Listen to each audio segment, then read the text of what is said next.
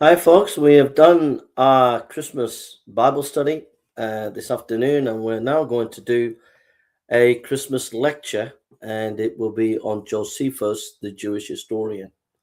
And tonight we will do, God willing, a Christmas Bible study on Ephesians. That will be later tonight, maybe about 9 o'clock in the evening. Having said that, we're going to do a lecture on Josephus and the Testimonium Flavianum. Now, what is the Testimonium Flavianum? There is a statement in Josephus where this historian, who we're going to learn a lot about today, he mentions Jesus Christ. And I will read you and show you that statement. And we're going to go into depth about Josephus and about this statement that he makes about Jesus. So this is a famous statement by Josephus.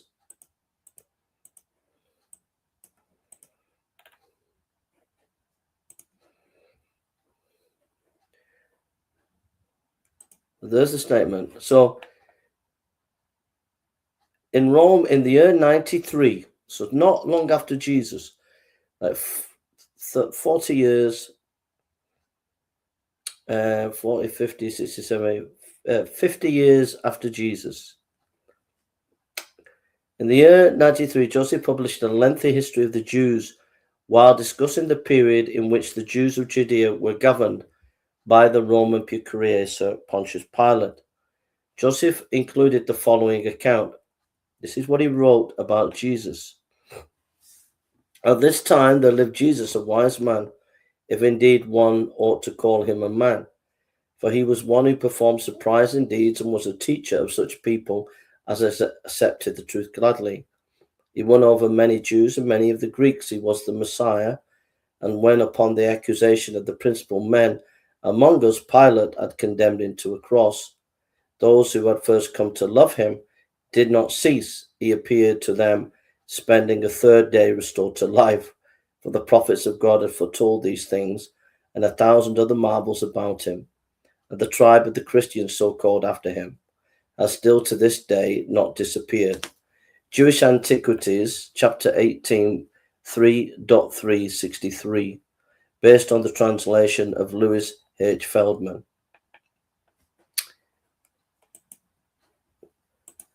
So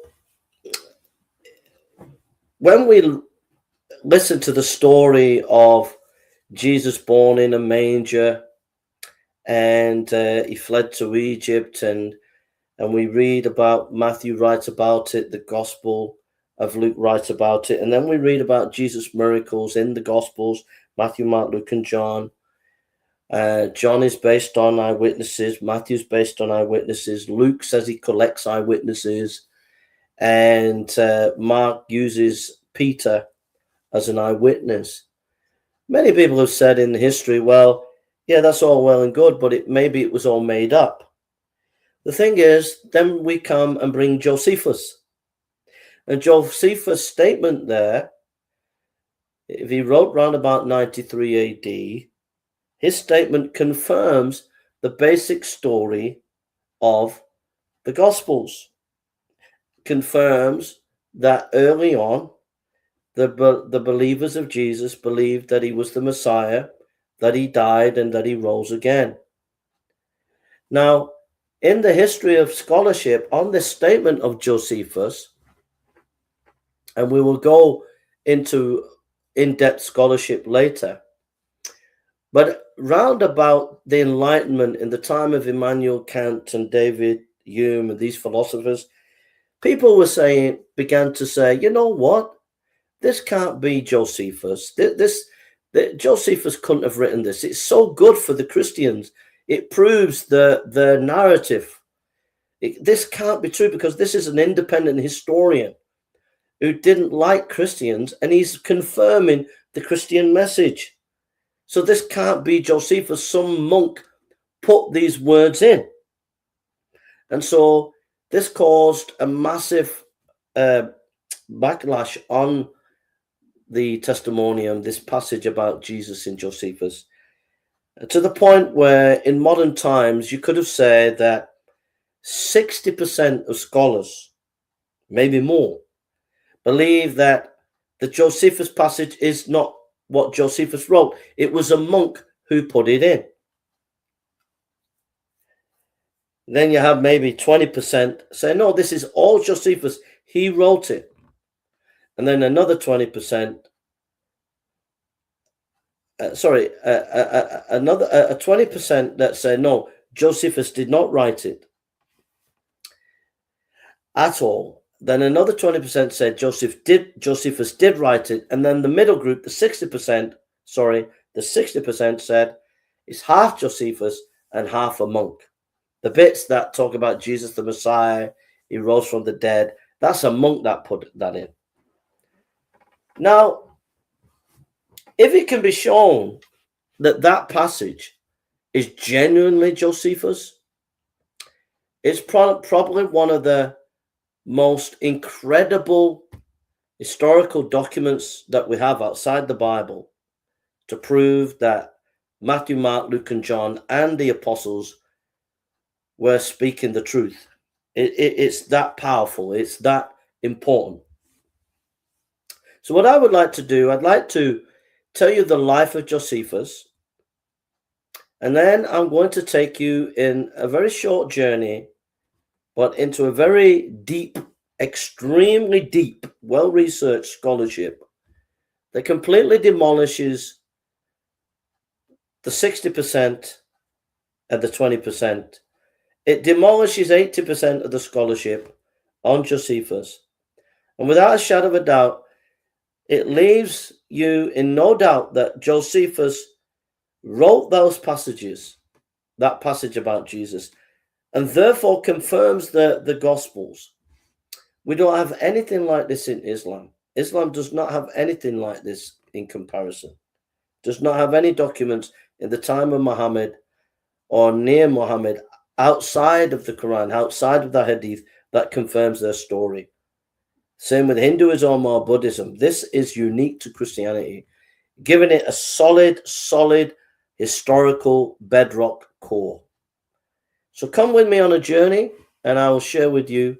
I just want to say that if you are Josephus enthusiast, you can go and buy this book on Amazon, The Works of Josephus by William Whiston. And if you want to really dig deep into scholarship, as you can see, I've started reading these works for my Christmas reading.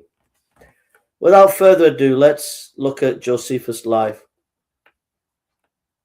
Flavius Josephus was born round about 37 to 38 AD in Jerusalem and died in Rome around about 100 AD. He was a Jewish priest and scholar and a historian who wrote valuable works on the Jewish revolt of 66 to 70 AD and on early Jewish history. His major books are History of the Jewish War, 75 to 79 AD, The Antiquities of the Jews, right about 93 AD, and a famous work called Against Appian. So Josephus is a significant historical figure just after the time of Jesus. He would have known so many things about Jesus' life and culture, which we'll get into later. And he would have known much about the apostles. He was well versed in what was happening in Jerusalem and Galilee, as we shall see later. But he is significant, important to understand the historical times of Jesus because he documents that history in an amazing way. Early life. Flavius Josephus was born of an aristocratic priestly family in Jerusalem. This is significant because if he was born in an aristocratic priestly family, he was in touch with so much information because he was in contact with the right people. He was born of an priestly family in Jerusalem. According to his own account, he was a precocious youth who by the age of 14 was consulted by high priests in matters of Jewish law. He was extremely educated. At the age of 16, he undertook a 3-year sojourn in the wilderness with the hermit Banas, a member of one of the ascetic Jewish sects that flourished in Judea around the time of Christ. So Josephus spent time with these ascetics, or the Essenes, and he had a love for the Essenes. These were like people like John the Baptist who lived in the desert, and he loved them. He became a Pharisee. He probably became a Pharisee because of politics, but he always remembered that ascetic life that he lived as a young man. Returning to Jerusalem, he joined the Pharisees, a fact of crucial importance in understanding his labor collaborations with the Romans. The Pharisees, despite the unflattering portrayal of them in the New Testament, were for the most part intensely religious Jews, and they adhered to a strict, though non-literal observance of the Torah. Politically, however, the Pharisees had no sympathy with the intense Jewish nationalism of such sects as the military patriotic zealots, who were willing to submit to Roman rule if only the Jews would maintain their religious independence. In AD 64, Josephus was sent on an embassy to Rome to secure the release of a number of Jewish priests of his acquaintance who were held prisoners in the capital. For him to be sent there means he was highly respected in his time. You would not go on such a trip unless you were highly respected in Jerusalem. There he was introduced to Poppaea Sabina, Emperor Nero's second wife, whose generous favor enabled him to complete his mission successfully. During his visit, Josephus was deeply impressed with Rome's culture and sophistication, and especially its military might. Second military career. He returned to Jerusalem on the eve of a general revolt against Roman rule. In AD 66, the Jews of Judea, urged on by fanatical zealots, ousted the Roman procurator and set up a revolutionary government in Jerusalem. Along with many others of the priestly class, Josephus counseled compromise but was drawn reluctantly into the rebellion. Despite his moderate stance, he was appointed military commander of Galilee, where of his own, sometimes you have to question his account, may be believed, he was obstructed in his efforts at conciliation by the enmity of the local partisans led by John of Giscala.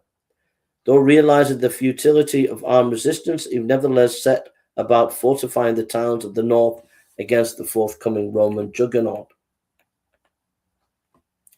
The Romans, under the command of the future Emperor Vespasian, arrived in Galilee in the spring of AD 67 and quickly broke the Jewish resistance in the north. Josephus managed to hold the fortress of Jotappa for 47 days, but after the fall of the city, he took refuge with 40 diehards in a nearby cave. There, to Joseph's consternation, the beleaguered party voted to perish rather than surrender, and Josephus, arguing the immorality of suicides, proposed that each man in turn should dispatch his neighbor, the order to be determined by casting lots. Josephus contrived to draw the last lot, and as one of the two surviving men in the cave, he prevailed upon his intent victim to surrender to the Romans. Led in chains before Vespasian, Josephus assumed the role of a prophet and foretold that Vespasian would soon be emperor, a prediction that gained in credibility after the death of Nero in AD 68. The stratagem saved his life. For the next 2 years, he remained a prisoner in the Roman camp. Late in AD 69, Vespasian was proclaimed emperor by his troops, and Josephus' prophecy had come true, and the agreeable Jewish prisoner was given his freedom. From that time on, Josephus attached himself to the Roman cause. He adopted the name Flavius, Vespasian's family name, and accompanied his patron to Alexandria, and there married for the third time. Josephus' first wife had been lost at the siege of Jotappa, and his second had deserted him in Judea. Josephus later joined the Roman forces under the command of Vespasian's son and later successor Titus at the siege of Jerusalem in AD 70. He attempted to act as mediator between the Rome and the rebels, but hated by the Jews for his apostasy and distrusted by the Romans as a Jew, he was able to accomplish little. So he kind of was very astute politically. He kind of went on the side of the Romans, so the Jews didn't like him for it. Josephus is a historian. Hey, Ray, God bless you. Happy Christmas to you, brother.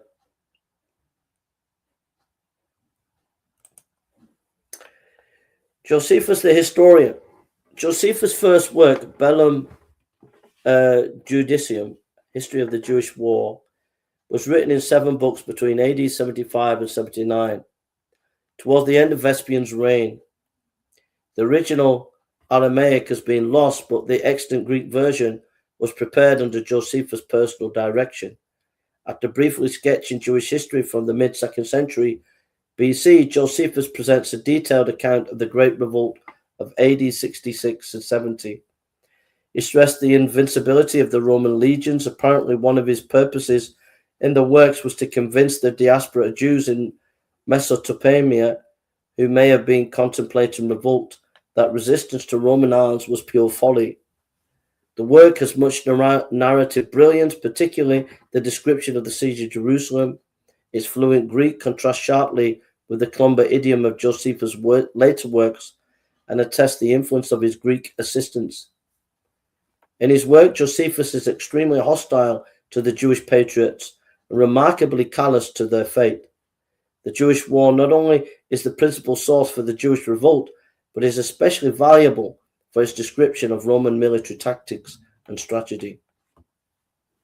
In Rome, Josephus had been granted citizenship and a pension. He was a favorite at the courts of the Emperor Vespasian, Titus, and Domitian, and he enjoyed the income from a tax-free state in Judea.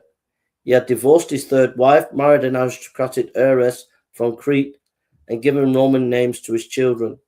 He had written an official history of revolt and was loathed by the Jews as a turncoat and traitor. Yet despite of all this, Josephus had by no means abandoned his Judaism.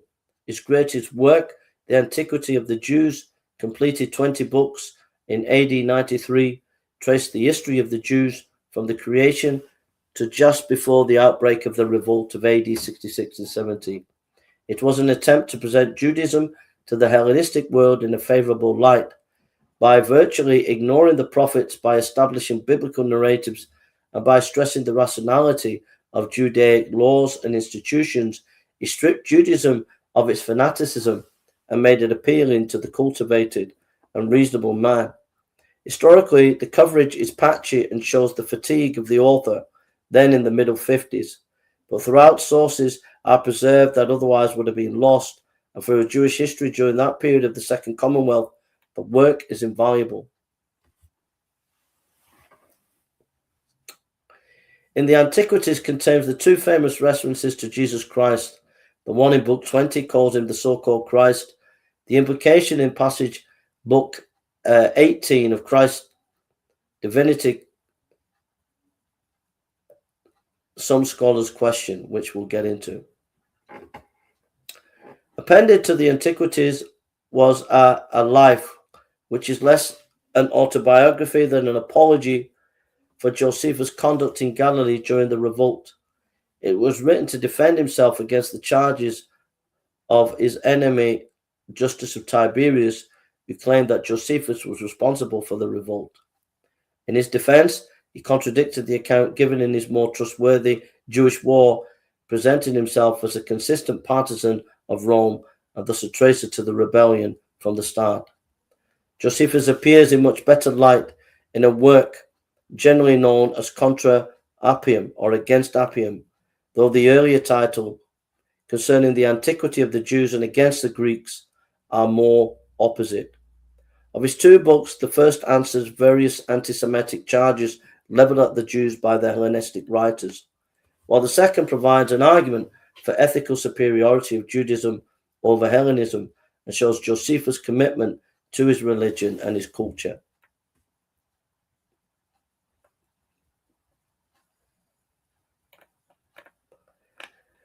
Legacy.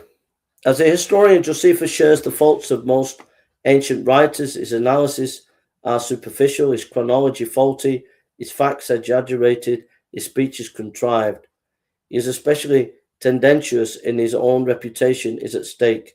His Greek style, when it's truly his, does not earn for him the epitaph of the Greek levy that often is attached to him. Yet he unites in his person the tradition of Judaism and Hellenism and provides a connecting link between the secular world of Rome and the religious heritage of the Bible. As far as I'm concerned, he was an outstanding historian, and his histories are invaluable resources to understand the time of the first century in Jerusalem and Rome. So now we get to the more exciting bit. I'd like to turn your attention to this.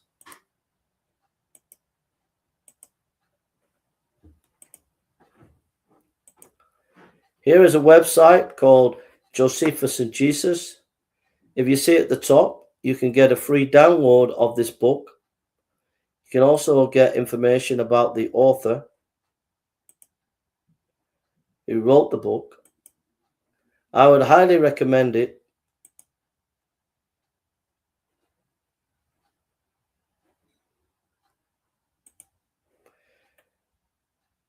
T.C. Schmidt received his PhD from Yale University, is Associate Professor of Fairfield University, and a visiting fellow at Princeton University. His publication concerns topics such as historical Jesus, etc. He's quite an accomplished scholar, and he's written this book called Josephus and Jesus. It's a brilliant book, and you can get a copy of it free here. So you can actually get a copy. Someone has paid for you to have a free copy of this book. So you can get a PDF version of this amazing book. And we're just going to look at the scholarship just for a second on this. I put a link underneath.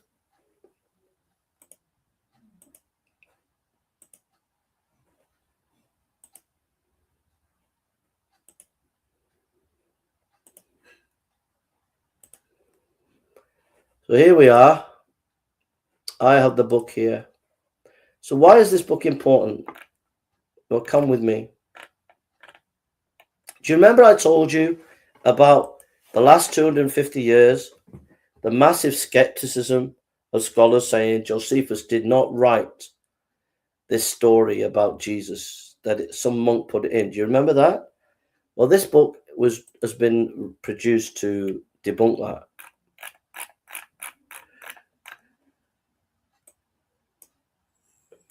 Let me read some of the people who have written on this. Tobias Hageland, reader of New Testament Studies, University of Gothenburg, Sweden. An extraordinary scholarly achievement. This book has the potential of redefining the discussion of the Testimonium Flavianum and its value as a source of historical information. That's just a little bit there. Anton Yoshiko Reed, Kirster, Professor of Divinity at Harvard Divinity School. He writes, Schmidt's book makes an astonishingly new intervention into what seems to be a settled consensus on Josephus and Jesus. So this guy has shaken up the scholarly world in this topic. Harold Attridge, Dean of Yale University. Professor Schmidt offers a thorough, sophisticated analysis of the Testimonium Flavianum. Jack Tanos, Associate Professor of History, Princeton University. It is fascinating and subtly provocative work. Schmidt patiently deploys an enormous erudition to make a compelling case for the authenticity of the testimonium. Peter Williams of Cambridge, Tyndale House. The argument of this book is potentially greater significance for the study of the historical Jesus than the announcement of any of the apocryphal Gospels that have made headlines. Okay? So it shows you how this book is like a nuclear bomb that's gone off in the scholarly world concerning Josephus studies. So what is the thesis of the book? Believe it or not, I read the book, most of the book, on Christmas Eve. I read about 250 pages. I didn't read the appendix, but I read about 250 pages yesterday. So I can tell you pretty much what the book is about.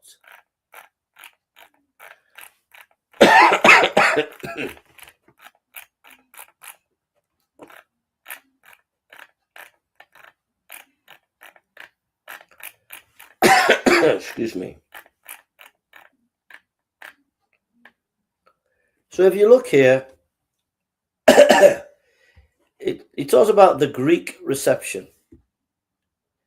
So the Greek reception, it looks at ancient manuscripts of Josephus that are in Greek or that has been referenced by Greek scholars of ancient times.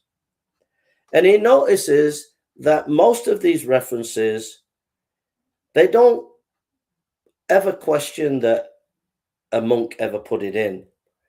They accept it as completely Josephus. There might have been a few textual variants that he notices, but that's the general impression. The same when he looks at Western and Eastern reception. Ancient Western and Eastern scholars from the 3rd, 4th, 5th, 6th century AD. He notices none of them say it's not Josephus. They all accept it's Josephus. Some put a little bit of textual variance in, but generally it's accepted. There's no issue there. He looks at commentaries on the Testimonium, like in the Syriac and in the Latin.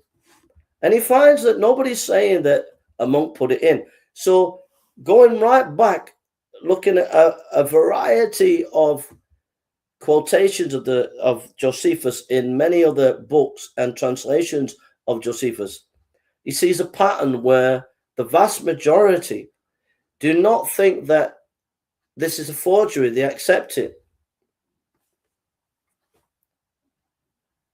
So his conclusion is, looking at the textual evidence, that this is clearly Josephus. He notes that there was a textual variant where it says, they thought he was the Messiah. When you put that textual variant in, it's quite obviously 100% pure Josephus. And so what Josephus was saying is, here is this man, he's more than a man, and he's highly respected, and people believe that he died. He was crucified under Pontius Pilate, historical fact, and they believed he rose again, confirming the Gospel of Luke, confirming the other Gospels. A remarkable piece of historical evidence to confirm our Bible. But then it gets better. Not only is this pure Josephus, here's the question. Here is the question. Where did Josephus get his evidence from? Where did he get his material from? And this is where it gets absolutely fascinating. It gets amazing, because what he finds out is in chapter 6, the first among men. He mentions first among men, Josephus. All right, let me show you something in this book. See if we can get.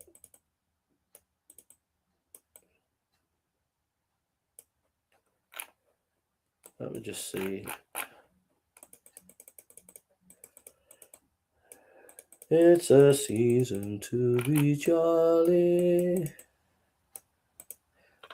Let me just see. 141. Okay.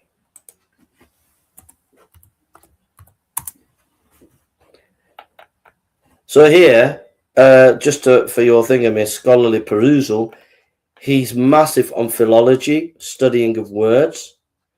And so he proves his thesis by looking at the words Josephus used and tracking them in all his works.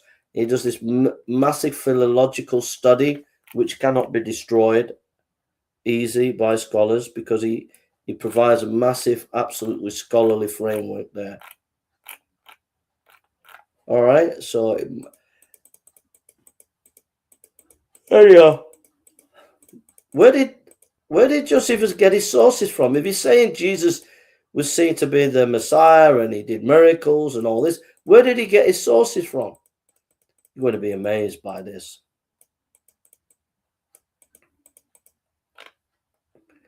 The sources of Josephus. Wow.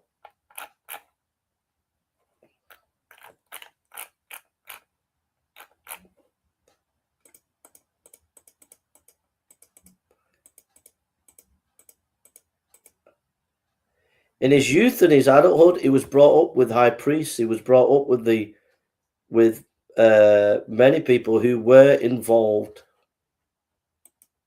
in killing Jesus. So even as a youth, he was as a boy, he was brought up with people who killed Jesus. So he knew what was going on. So when he wrote about Jesus, he knew what he was talking about.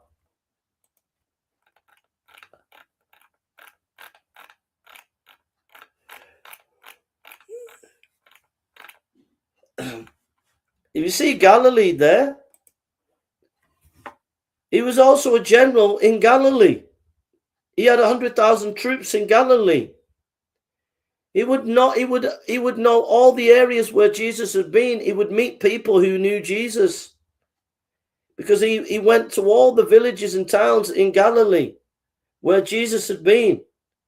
So not only was he brought up with people who knew Jesus, who killed Jesus, he also was a general with 100,000 troops in Galilee. So he would have known people in Galilee who knew Jesus. It gets quite astounding where he's got his information from.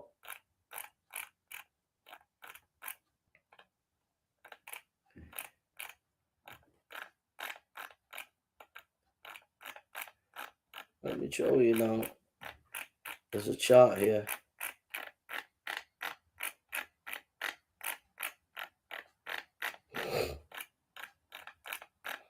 There's a chart. I want to show you the chart.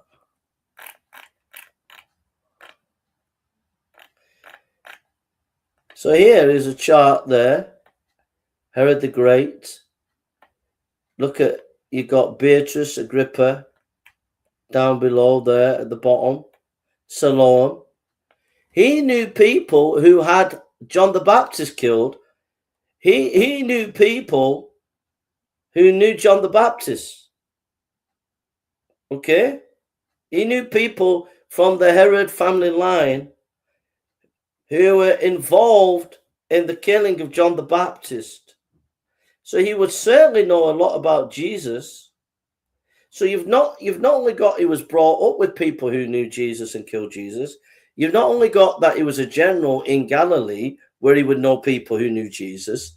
He also knew people in the Herodian family who knew Jesus and who knew John the Baptist. So when Josephus is writing about Jesus, he knows what he's doing. Agrippa II and Bernice, important people in the story.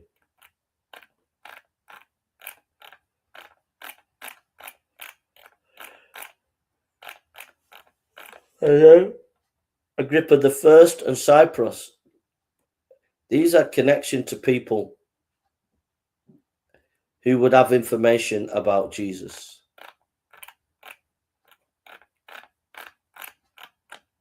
Herod Antipas and Herodias.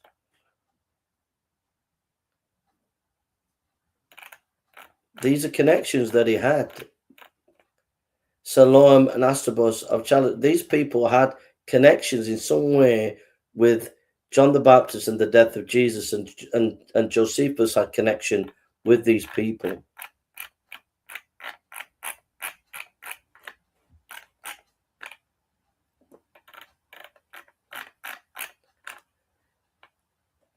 Rabbinic families that were involved in the killing of Jesus, the the rabbinic family of Hillel.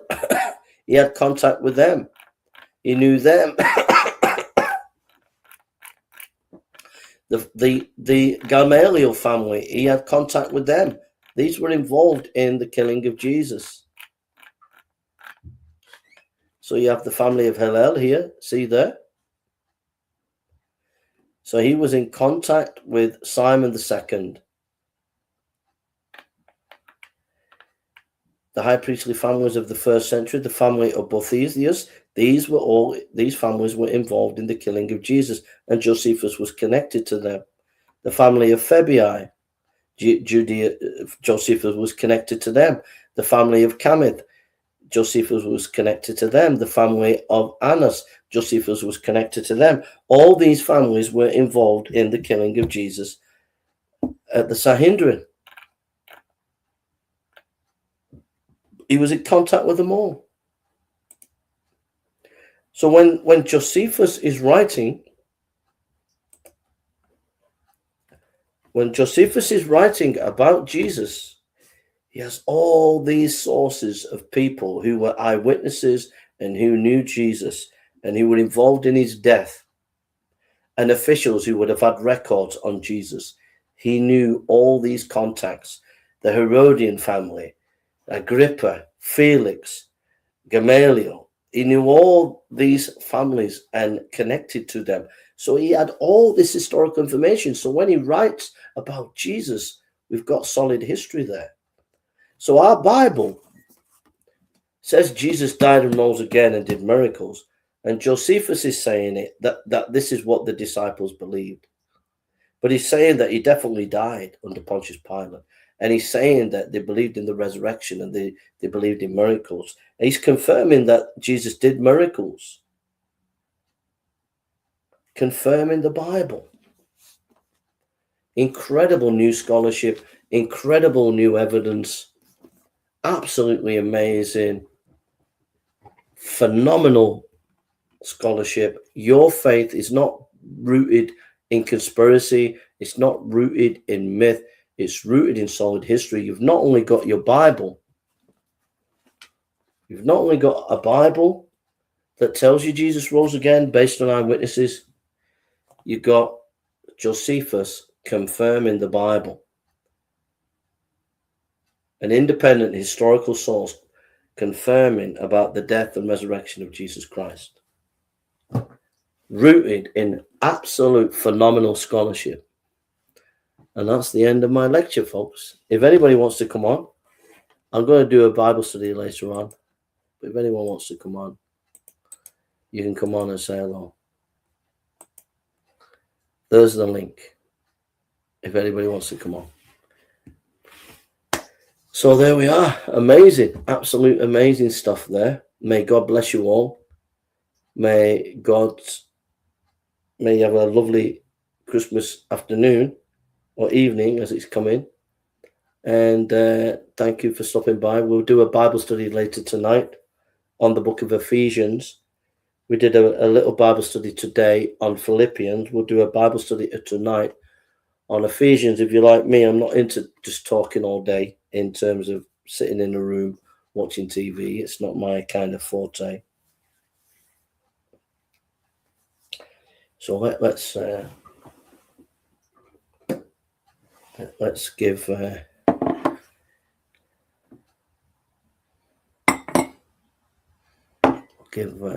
we'll just so.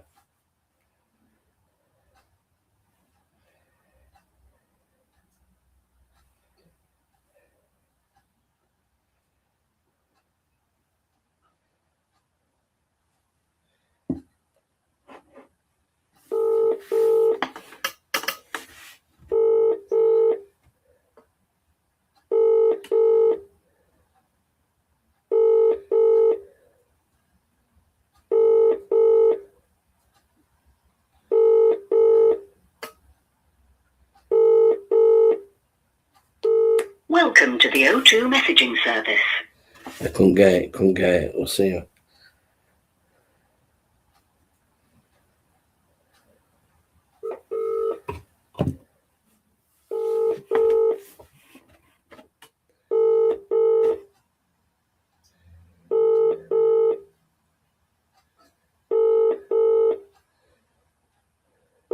Your call has been forwarded to voicemail. Can't get.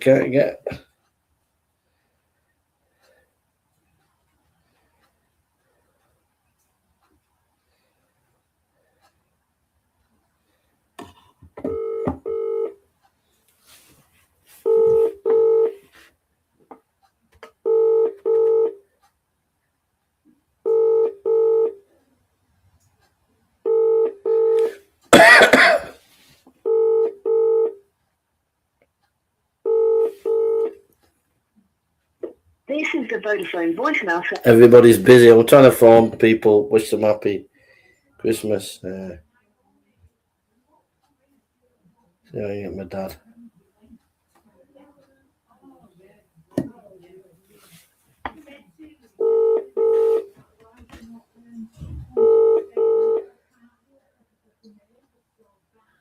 Hey, Dad.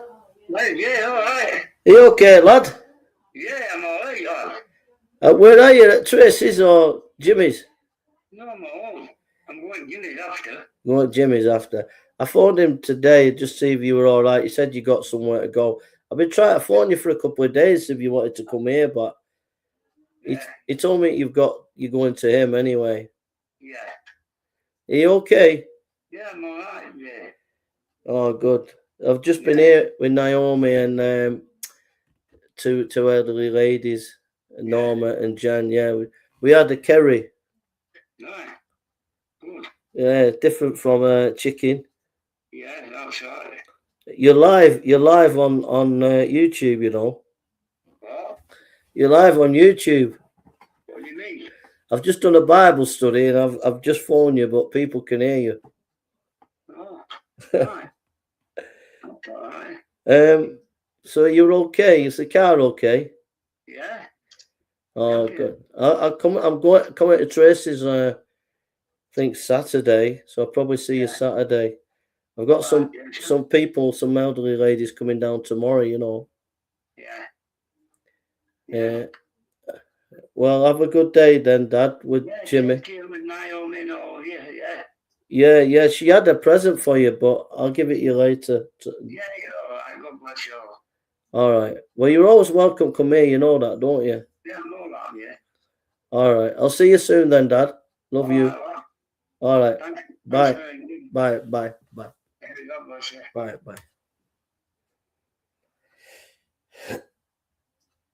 My daddy's going to my brother's later. My brother's got Tilly, his granddaughter, so he'll be there. So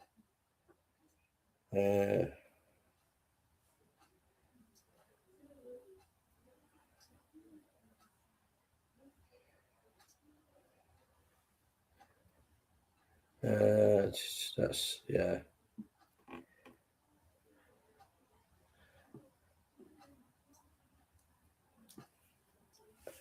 Anyhow, we will do a Bible study later tonight about 9 o'clock. I think. Let me just check with Ray. I think Ray might have. Ray might be. So yeah, that's a little bit of scholarship for you on Josephus. I spent Christmas Eve reading 250 pages of Josephus, like Josephus scholarship yesterday. That's what I did on Christmas Eve, 250 pages of it. And this is my Christmas holiday reading, courtesy of Gareth. I am enjoying this book. I'm really enjoying it.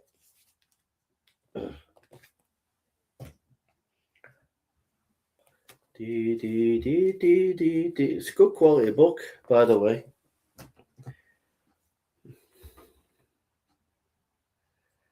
Hey, Unique. God bless you, bro.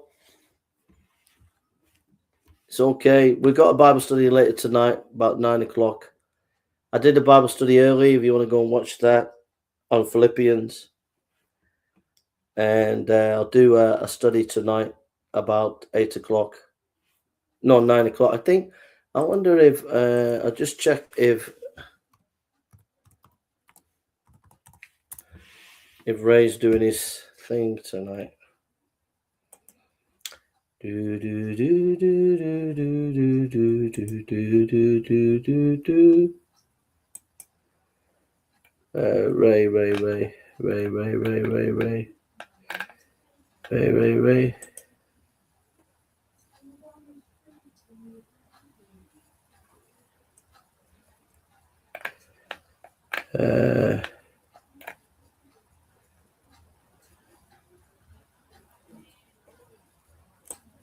Do do do do do do do do do do do do do. Let's check.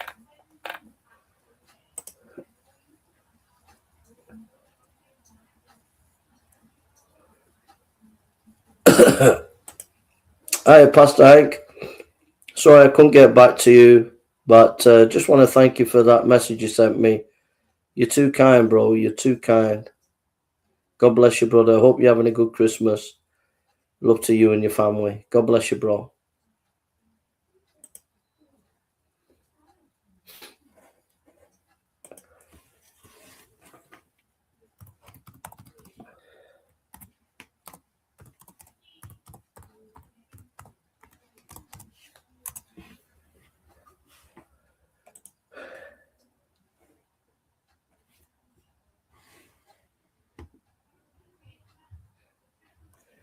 Yeah, there is a claim that Josephus used Luke.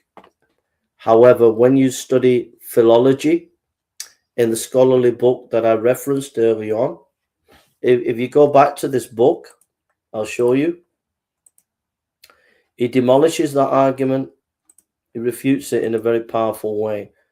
So if you go back here, go back.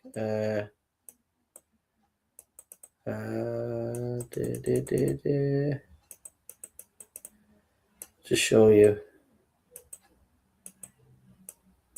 Some scholars say, well, Josephus used Luke.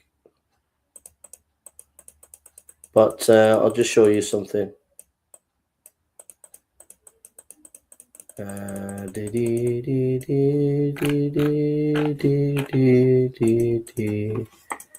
Show you.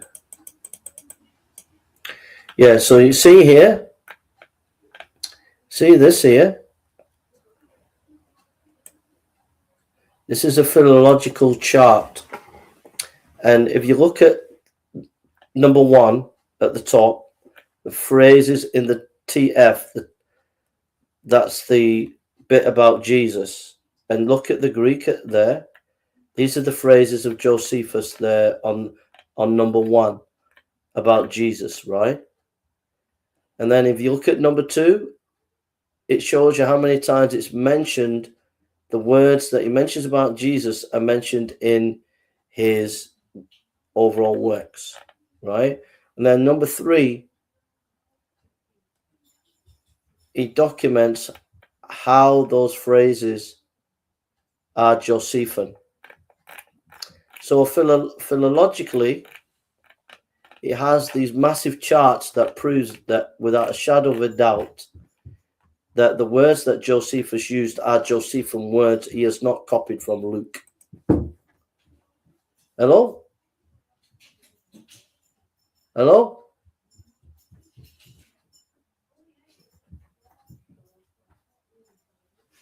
I thought someone knocked on it. Hey, Lewis, Jessica. God bless you guys. God bless you. The Bible studies before I did a Bible study early on. This is like scholarship apologetics. But Jessica, Lewis, God bless you. Praying for you guys. There'll be a Bible study tonight at 9 o'clock on Ephesians. There was a Bible study a few hours ago I did on Merry Christmas to you, Lewis, and to Jessica. God bless you both. So that's destroyed there. So Lewis, Jessica, all things work together for good to them that love God. Everything's going to be okay. God is with you both.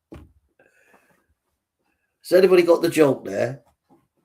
Right, the next one. Right, here's the next one. There was a guy who was working for the Queen. He was working for the Queen as a cook. Right? He was working for the Queen as a cook. Anyway, one day he got drunk. The Queen sacked him. You're not working for me anymore. You're not working for me anymore, right?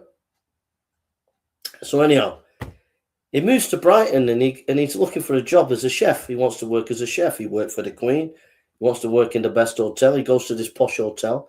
He goes in. He says, I used to work for the Queen. I'm a brilliant chef. So the manager says, okay, come with me to the kitchen. Show me what you can do. So he's in the kitchen with the manager. He says to the manager, throw me an egg. So the manager throws him an egg. He grabs it, the egg, rolls down his hand, rolls up his shoulders. He flicks it up. The egg rolls up in the air, rolls down back of his head, rolls down back of his back onto his leg. He flips it up. It flies up in the air, the egg, lands in the frying pan, breaks perfectly, fries. The manager just said, whoa, I've never seen anything like that. It's amazing. What else can you do? So the guy says, right, throw me 2 eggs. So he throws 2 eggs. So 2 eggs like that. One rolls up here, one rolls up here, up the chef. He flicks it up there, he flicks it up there. The 2 eggs fly up in the air. They come flying down. They roll down back of his head. They roll down back of his leg, back of his back. He flicks one up there on the one leg, flips the other on the eye. They both had to go flying up into the air, lying in a frying pan, crack open, perfectly, beautifully cooked. Absolutely amazing. So the chef said, what do you think? The manager said, whoa, I've never seen anything like it. Absolutely amazing. So the chef said, do I get the job? And the manager says, no, you mess about too much.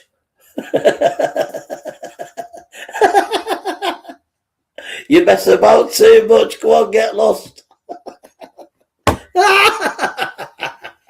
Oh, it's a good one, isn't it?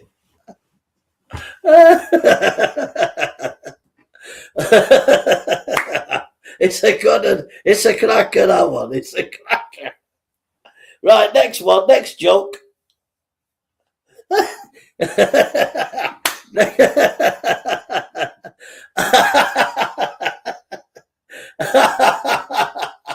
a good one. Right, next one.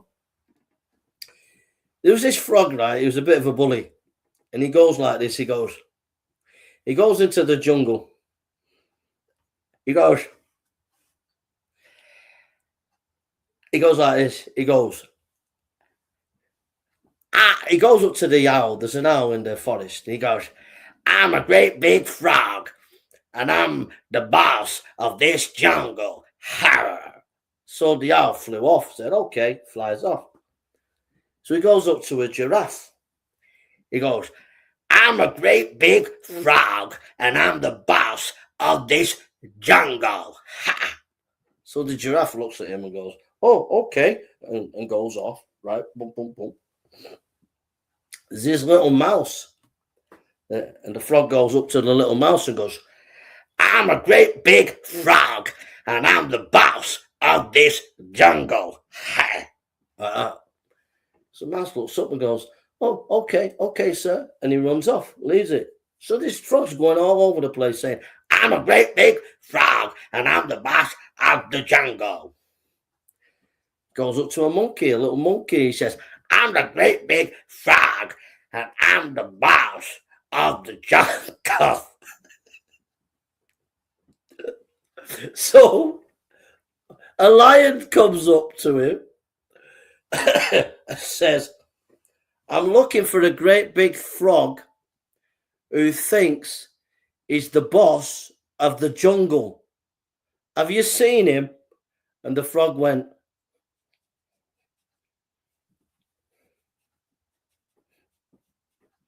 do you get it? Do you get the joke? He's got a big mouth, and then when he sees the lion, he goes.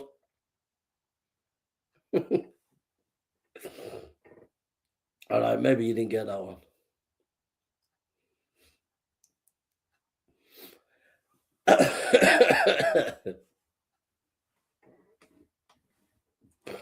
That's it, folks. I know a few other jokes, but there's Englishmen, Irishmen, Scotchmen, and they were in the desert. Now, we don't believe in genies, but it's just a bit of a fun, yeah. This genie appears and says to the Englishman, Irishman, Scotchman, right, I am genie, and I will give you whatever you need in desert. I'll give you one wish. So the Englishman says, I'd like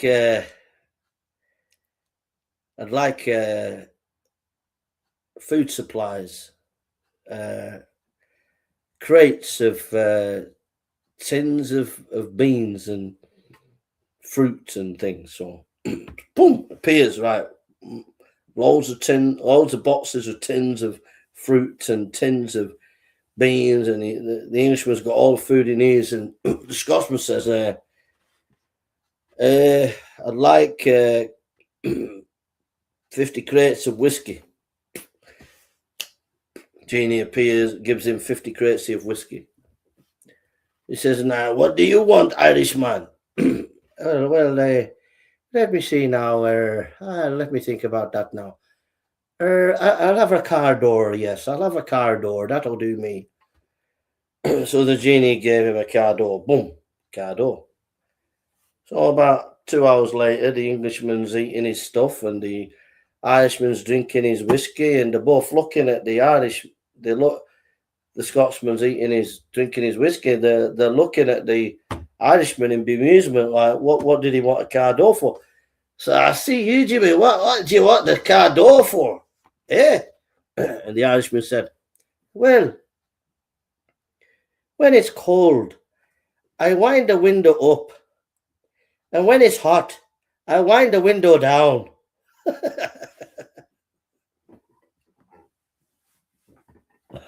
You like that one? When it's cold, I wind the window down. And when it's hot, I wind the window. When it's hot, I wind the window up. No, when it's hot, I wind the window down. And when it's cold, I wind the window up.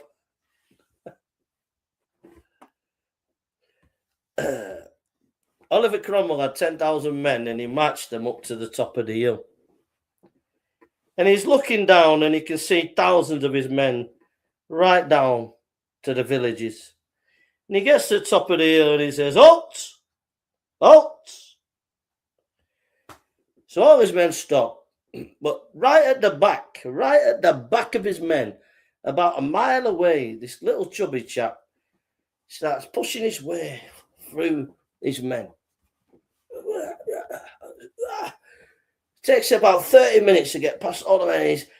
This little chubby guy, he climbs up the hill to Oliver Cromwell, and he goes, sir! And Oliver Cromwell said, what do you want? He said, I thought you said Walter. Oliver Cromwell said, halt. The guy at the back thought he said Walter. Or Walt.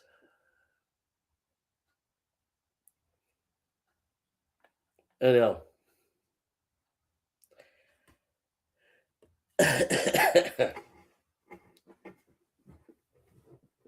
All right. I'm going to go, and this guest downstairs, I've got to just see if they're okay. I'm not into talking a lot downstairs, you know. You've heard this, you probably heard this one. It's not as funny, but it's like, this chap gets a job on a building site, young lad. Manager says, right, see over him. His name's Donkey. Go over to Donkey. Ask him what he wants you to do. So he goes over. He says, Mr. Donkey, boss says, I got to see you. So Mr. Donkey said, do this, do that. So all day he's working with Mr. Donkey. And Mr. Donkey says, right, get the bricks there. Gets the bricks there. And doing the cement and all that. And at the end of the day, the young lad was a bit curious. Wonder why they call him Donkey. So he said, sir, Mr. Donkey, I'm sorry about this, but the boss there, why did they call you Donkey? And Mr. Donkey said, he always calls me that. It's not too funny, but it's a good one. All right, folks.